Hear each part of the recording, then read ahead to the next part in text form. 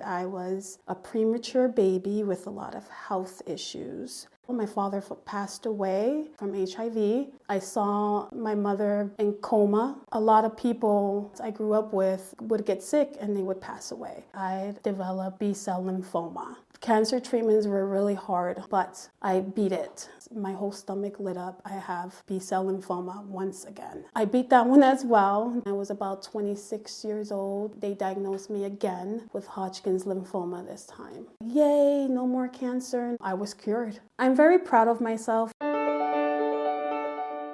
HIV doesn't walk alone. It moves through living rooms, dinner tables, whispered prayers, and long-held silences.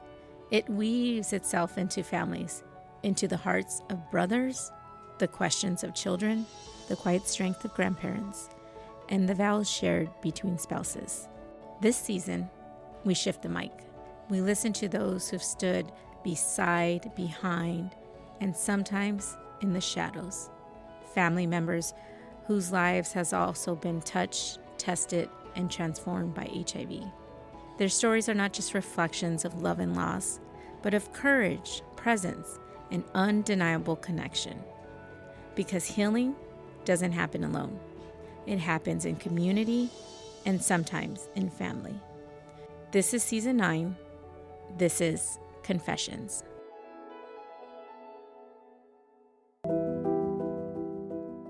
My name is Vanessa. I am 33 years old. I've been living with HIV for 33 years. I was born in Bronx, New York, but I reside in California. I was a premature baby with a lot of health issues. I was born with HIV.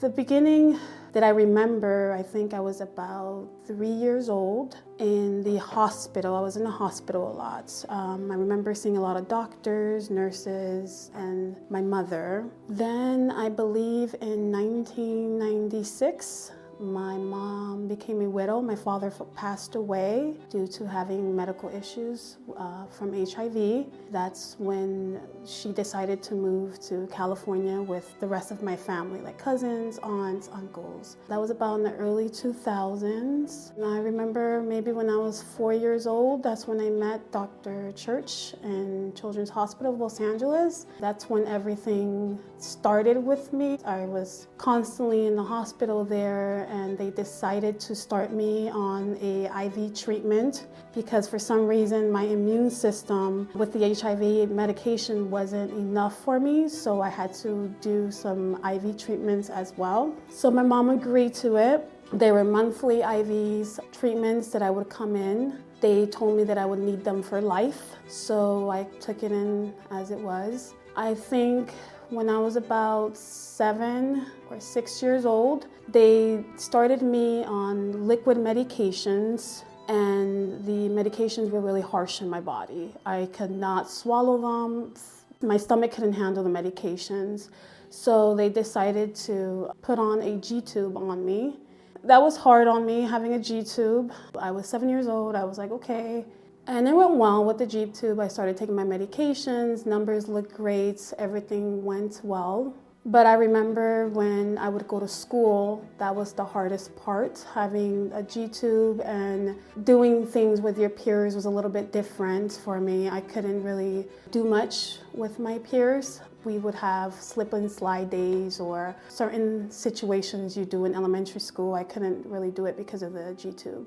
In about 2003, that's when my mother had a downfall from not taking her medications, and she became very ill. I saw my mother in coma for about a month or so, and my aunt had to take custody of me and my older sister. I was scared. I didn't know what was going to happen with me because I was a medically ill child with a G-tube. I had medical conditions as well. I felt betrayed by my mother because she constantly was on me to take my medication and constantly was on other people. Like, she was an advocate for other people during that time. I felt betrayed because I felt like she was my mother. She had to be there for me. She didn't realize at the time how much we needed her. I felt she was two-faced as well, because in one end she would tell people, make sure you drink your medicine, make sure you do this, make sure you do that, but in the other end, she was the one not doing it. She completely left me and my sister to basically grow up quickly. It was very trauma for me and my sister, especially me being in that health condition, having a G-tube, having other several medical conditions as well. I felt like she didn't think about us. She betrayed us. Growing up with HIV, I saw a lot of people, like support groups and camps that I grew up with, would get sick and they would pass away. So me seeing my mother in that condition really scared me. I suffered a lot when my mother was in that condition. I felt like she was leaving me and my sister. My sister had a lot of growing up to do when that happened. I was about 8 years old and my sister was about 11 years old at the time, and I never seen my sister in that picture of her being my mother. She would constantly prepare medications for me to put in my G to make sure I was well, basically doing what my mother had to do for me. Yes, we had an aunt. Yes, we had family members, but it's not the same as having your mother there. You only have one mother, and I would constantly tell her in the hospital, I need you, we need you. I don't know if that lifted her up, but around 2005, that's when she decided to get better, and she got out of the hospital in a wheelchair. She couldn't walk, so me and my sister had to take care of my mother. That's when I was in middle school. That's when you have your close friends and they want to come over and they want to basically be in your life a little bit more, and we couldn't have that because my mother was scared of someone finding out, because she just had a lot of medical issues going on at that time, so we had to really not let anyone come over and stuff. In 2007, I think I was about 11 years old, that's when I decided to get the G-tube out. I went to Dr. Church and I told him I think I'm able to take oral medications. They made me go through various therapists because for some reason my esophagus and my stomach couldn't handle the medication. I would try taking pills, I would try taking liquid form. My body could not take it in. Finally, I just took my time and prayed, and I was like, I need to do this. I do not want this G-tube for this needs to get out of my body now. I just started taking the pills and I was fine with it. In about 2007, that's when my mother decided to move to Maryland to be closer to her family. I didn't know at the time that Maryland was going to be a battle for me because I just started high school, so I didn't really think too much of it. So I was like, okay, we're going to go to Maryland. It's going to be like California. We're going to have our support groups. We're going to have the camps. It's going to be all the same. So we packed everything, moved to Maryland. Upon arriving to Maryland, I went to Children's Hospital of DC in Maryland, and the doctor, she looked at me straight in the face and said, you're too old to get IVIGs. You don't need that anymore. And I was worried. I was like, okay, but they told me in California that I need this for life. And she said, nope, you're too old. You're about to be 15 years old. You're too old. You'll be fine. So my mom was like, okay, maybe new medical information came out. They know about it and you'll be fine. So I was like, okay. Years pass on. In about 2008, 2009, I was getting these really, really bad headaches that would not go away. They were extremely bad that I would slam my head on the wall for it to try to subside the symptom. But my mom, her being her Dominican ways, para eso, tú está bien, so I just thought it was just me being a teenager with migraines. My mother took me to the ER because I had an episode where the headaches were really bad and I was getting nosebleeds. They did a CT scan, they did labs. They said, well, we don't have the CT scan labs, the CT scan results as of yet, but you can go ahead and go home and we'll call you with the results. So I didn't have any symptoms at the time. Mom was like, okay, let's just go. and I left a camp. There was a camp that I would go into in DC for people that are HIV positive. I left. When I came back, my mother told me, I've been receiving a lot of calls from the doctor. You have a doctor's appointment this day. It was the same day that my little brother's 1 month shots. My little brother was born in 2009. We go in. I'm used to going in by myself to the doctors. I was old enough to go to the doctors by myself, so we split ways. My mom went to the side with the newborns, and I went to the side for the adolescents. And I saw my doctor, and she looked at me, and she said, "Go get your mother." My therapist was there, and the social worker was there, and the therapist said, "You know what, Vanessa, I'm gonna go get your mother." So while I'm walking into the room, all I see is like 8 doctors, 3 nurses, just looking at me, and I'm like, what is going on here? I start shaking. My mother comes in with my little brother. They sat us down, and they told my mother that I developed B-cell lymphoma, which is a type of blood cancer. I didn't know what to do in that moment. I just saw my mom crying. I was just kind of like shocked about it, not really giving emotions at the time. The social worker and therapist just gave me a hug, and they said, "You need to go upstairs right now," which is the oncology department. So I go upstairs with my mother, and I didn't have time to really get the news in my head yet because there was a lot of stuff going on. As we go upstairs, immediately I saw the oncologist. They put me in a gown and told me, "You have surgery this day to put a port in my chest so I can start chemo." I couldn't really think in the moment. I just kept saying yes, yes, okay. And that was it. They didn't let me go home. I stayed in the hospital for a month.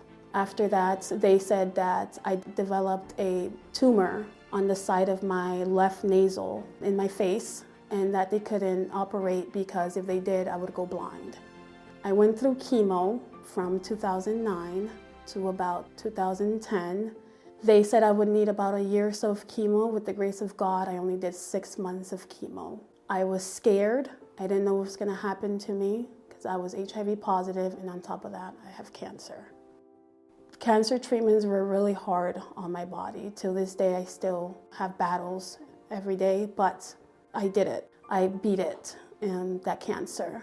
I graduated high school in 2010 with my head bald, no hair, but I was like, you know what? It is what it is. Hair grows back. I'll be fine. I started college in 2011. I went to school for computer science. In college, that was the best thing ever. I felt independent. I was fine, no more cancer. All I had to worry about was my HIV, which that was under control, and everything was perfect. In 2012, my family and I decided to take a trip to Cuba to visit my brother's family. That went great. We had the best time of our lives. I did notice that I was getting weird stomach pains here and there, but didn't really say anything about it. I was like, it's just stomach pains, everything will be fine. I flew back home not noticing that I lost over 50 pounds from these stomach pains. So I told the doctor, something's wrong, something's going on. Like every time I eat, my stomach hurts. She just kept saying, you're fine, everything's fine. You just probably got a bug from Cuba, but let's just test you out for colitis. I said, okay. That came back negative. So she said, you're fine. All the labs came back. You're perfectly fine. But I still kept having those stomach pains. I didn't know what was going on with me. That went on for about 6 months or so, and I would tell my therapist I was losing weight rapidly. My sister and my mother thought it was just me being a picky eater. I just wanted to be skinny. It got to the point where my therapist was asking me if I was bulimic. I looked at her like, girl, no, like I like my Dominican food. I like my rice and my beans, like no. If it wasn't for her, I wouldn't be alive right now. She was the one that really pushed the doctors to do extra testing on me. They decided after 6 months to do a CT scan of my stomach. That same day, I stood in the hospital and they came back to me and said that my whole stomach lit up. I have B-cell lymphoma once again. At that point, I broke down. I was like, no, not again. I don't want to go through that again. It was traumatizing. It's just too much on me. And the therapist was like, if you did it once, you can do it again. And that just stuck to my head. If I did it once, I can do it again. This time, they decided to do chemo in my spinal cord because they felt that it would help the lymphoma not to come back. That was really hard on my body. That cancer diagnosis really took a turn on me. I ended up having a really bad reaction and ended up in intensive care unit for about a month. I forgot who was my mom, I forgot who was my sister, I forgot who anybody was. I'm not sure what happened there. I guess the chemo and other medications didn't go too well in my body. I beat that one as well in 2012. I beat it in 2013. I was really happy about it, and I was really happy that we had treatments that let my cancer go away. I decided to take a break from college because my body went through so much and just wanted to live my life. I was hanging out with my cousins, my aunts, going to lakes, things like that. Then unfortunately, about 2016, I was about 26 years old. I was already working, living my life to the fullest. I didn't have any symptoms this time. They decided to just do a routine, PET scan, CT scan, and they diagnosed me again with Hodgkin's lymphoma this time. I was scared because it was a different diagnosis. It wasn't like the other two. When I went through this term of treatment, it was very mellow, which kind of shocked me. I kind of realized there's no more options for me. I had a feeling. So the oncologist sat down with me and my mother, and they told us that they're going to see how my body reacts to this chemo regimen and go from there. There was no plan like the other two. There was no medications set bound, like you're gonna take this medication for this amount of time and this should happen. It was basically get the chemo, see what happens. Then they gave me the first two chemotherapies. They weren't working as they wanted to for it to work. I was really scared because I told myself, I'm not gonna die of HIV, I'm gonna die of cancer. My mom looked at the doctor and said, what are the options now? They decided to go the bone marrow transplant. So they asked my mom if my sister can get tested to see if she was a match. So we went to Johns Hopkins Hospital in Baltimore, Maryland. I was 26 years old at the time. We sat down with oncologists, different doctors, and they tested my sister. She came back to be 50% match. They wanted 70% or more, but 50% works. Johns Hopkins Hospital, when we went in, they tested me, they looked at me, they made me walk back and forth, made me do all kinds of testing. The doctor looked at me up and down and he said, no, I'm not risking her. I don't want her to get the transplant. My mom was, I can tell that she was upset. I was more like, what now? So we went back to Children's Hospital with my previous oncologist, and she told me she was gonna fight it. She was gonna say, we need this bone marrow transplant. She told me that me getting this bone marrow transplant, the HIV would go away, which for me, I saw that as a light. I was like, yay, no more cancer, no more HIV. This is it. Me not knowing the extent of what goes into getting a bone marrow transplant. So I went through chemo, another round of treatment. With the grace of the Lord, I was cured. Cancer went away. So they put the transplant on hold for about a year or so. Then the oncologist came back to me and told me that it's time, let's do the transplant. But then the other previous oncologist from Johns Hopkins called her and said, we much rather have a diagnosis of cancer before doing the transplant. It won't be as compatible if she's in remission. So I looked at the oncologist and I said, no, there's no way I'm doing that now. I'd rather live with HIV and I'll be fine. She told me that she's just a little bit worried that the cancer would come back. And I said, well, if the cancer comes back, we'll see what happens then. It's been about 6-7 years now and I've been cancer-free. The first time I recall that I was HIV positive was in 1998. I was about 6 or 7 years old. I was in Children's Hospital with Dr. Church, and we had a really close social worker. They all sat down with us, me and my sister at the time, and they decided to disclose my diagnosis that I was HIV positive. Me being that little, I didn't really understand at the time. I just remember them telling me, you can't tell no one. I didn't know why. They were just like, don't tell no one that you're HIV positive. They were explaining to me what T cells were, CD4 counts, and antivirals. I remember at the time my sister had a lot of questions, so I would just listen to her questions. She would ask, why can't we tell no one? When something happens to Vanessa, why can't we touch blood, or things in that nature? But the first time I do recall that I am HIV positive was about the age of 10. That's when I mistakenly went to school and I told a lady in the front office, and she asked me, why do you always leave school to go to appointments? And I said, oh, because I'm HIV positive, not thinking anything of it. And she looked at me and her eyes were wide, and I was like, did I say something wrong? Like, what's going on? She just turned around and looked at the other administrative people, and they just like very shocked about it. At that point, I remember having a teddy bear, and I placed the teddy bear in the counter where you give the administrative like passes or stuff. She just like, no, she like scooped the teddy bear with a pen, and she goes, no, take the teddy bear back. And I was like, okay, but I want to leave the teddy bear here. That's when I kind of knew like, oh, like, okay, this is why they told me not to tell anyone that I have HIV.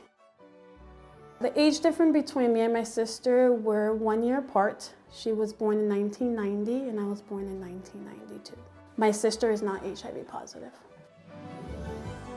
The medications that I first recall taking for HIV was a regimen of about 9 medications. I would never forget one. It was called Coletra. Oh, that was the worst medication I ever had in my life. It was worse than even the cancer medications. As I was growing up, yeah, medications changed here and there. I remember my mom putting me in a lot of research studies. She wanted to help the community and help the research and things like that. So she would put me on the studies where I would try out medications that would be coming out and see how my body would react to it.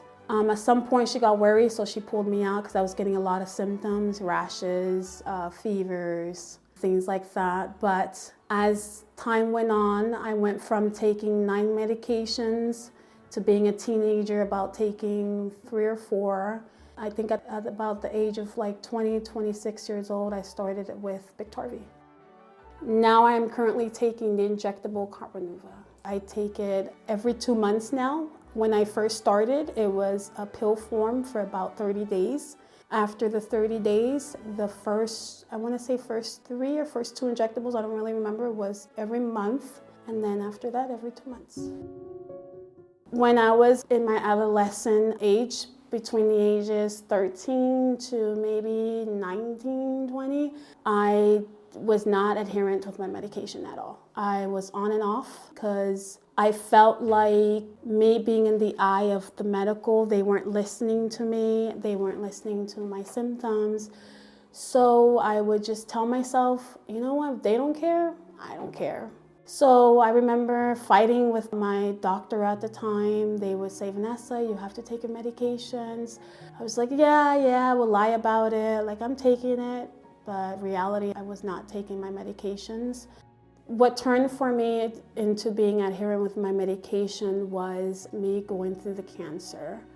Me seeing myself in that state of mind was very scary for me. So I just knew that if I would help my immune system in a way, it would be something, like it would help. And yeah, ever since then, I've been very adherent to my medications.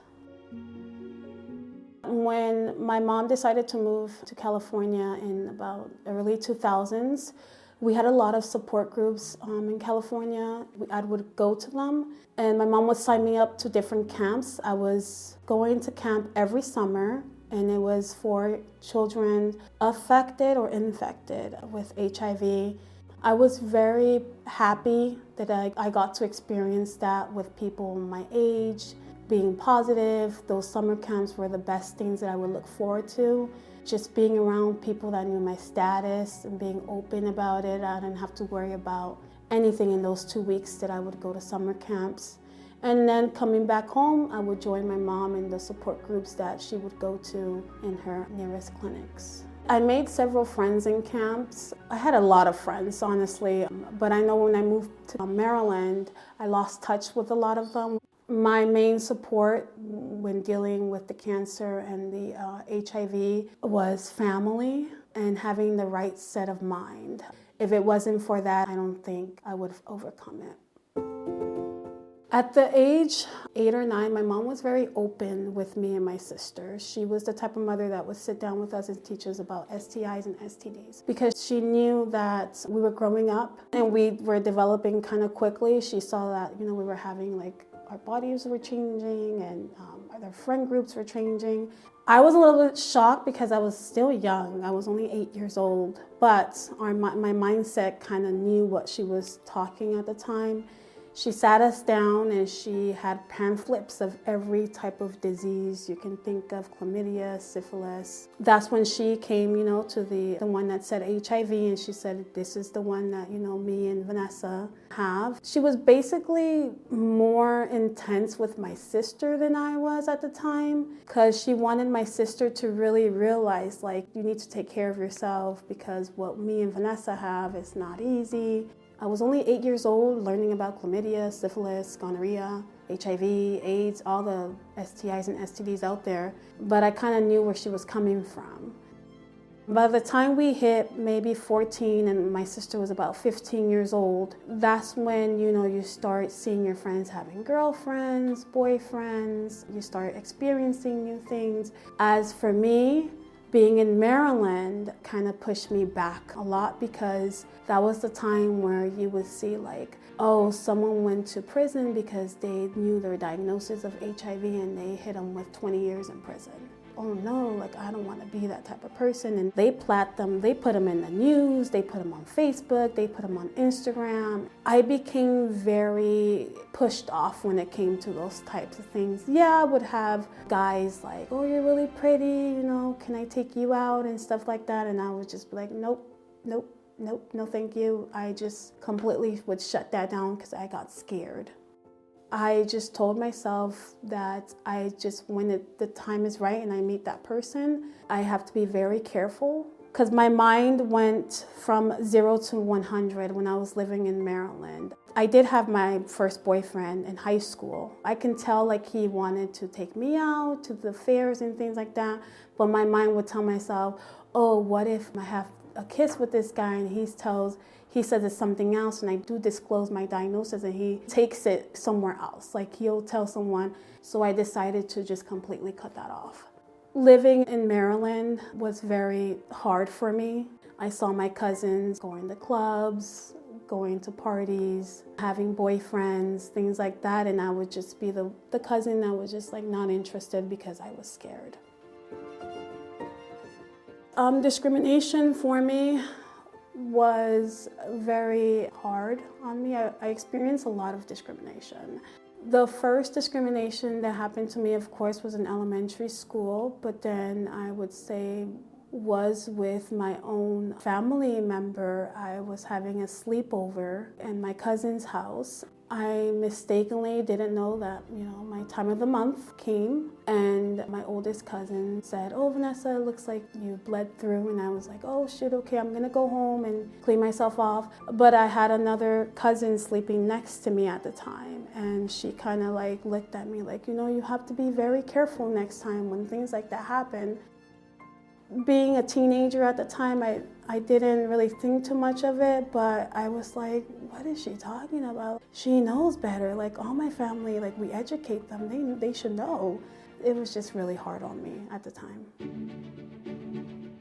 I'm very proud of myself, because when I was in the age of 10, 11 years old living in California, my diagnosis was so openly with camps and support groups. I got to be an advocate. I got to go to high schools and tell my story. I got to do a lot of education to youths and things like that. I really was upset with myself when I moved to Maryland because I thought that I was going to be the person to say, I can do this in Maryland. But since my immediate family was there, I had aunts, uncles over there, it kind of shut me down a little bit more because Maryland is such a small world. Everyone knows everybody. I couldn't really express myself the way that I wanted to.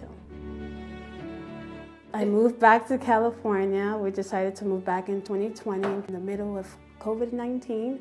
I was very nervous about it, but something happened to me in that airplane when I was coming back to California. Tense that I had just left me. I was like, this is it. This is my new beginning. This is me. This is going to be my overcome now. Whatever it is, I'm gonna do it. The accomplishments that I've had is I feel like HIV saved my life when I had cancer, because I feel like if it wasn't for HIV, I wouldn't be here. So that I felt like that was an overcoming, and obviously I get to experience my sister having her beautiful children. I have a little brother. I'm currently back in college to finish computer science, so I'm hoping that will take off. Finding love being HIV positive has been very hard on me. My upbringing was when I first saw my mother falling in love, being an HIV positive person. After she became a widow, when my father passed away, we were lucky enough to have met my stepfather, which is my little brother's father. Those times were beautiful. He taught me how to drive, he taught me how to ride my bike, he became my father. The only thing I do recall was my mother telling him my diagnosis. It started with me. She said, Vanessa has this medical condition, she's HIV positive. I was like, what about your business? I think as time passed, she got the courage to tell him, she's HIV positive, and I got it from her, and he did not care. He opened his arms to us. He kept being the father figure to me and my sister. But behind, closed doors, they would bicker a lot, and the first thing he would say, well, that's why you're HIV positive. And that kind of put a light in my eyes, like my mother being in love with this person who's negative, even though he accepted her, why is he bringing that up if he's in love with her? So for me, finding love, seeing that constantly was kind of hard for me. From that day on, I decided not to go out with people who are HIV negative. I'm a nerd a little bit. I enjoy computer. I like coding. I like computer science. Those are my main hobbies. I like spending time with my niece and my nephews. And of course, I like going out. I like going to the bars. I like dating. Thank you for listening. These confessions were more than stories. They were echoes of love, traces of loss, and sparks of healing passed from one heart to another. In every voice we've heard, not just the person living with HIV, but the family walking beside them, the hands that held them, and the silence that broke into courage. Until next time, keep listening, keep loving, and never stop believing in the power of truth told aloud. This is Confessions, HIV Podcast.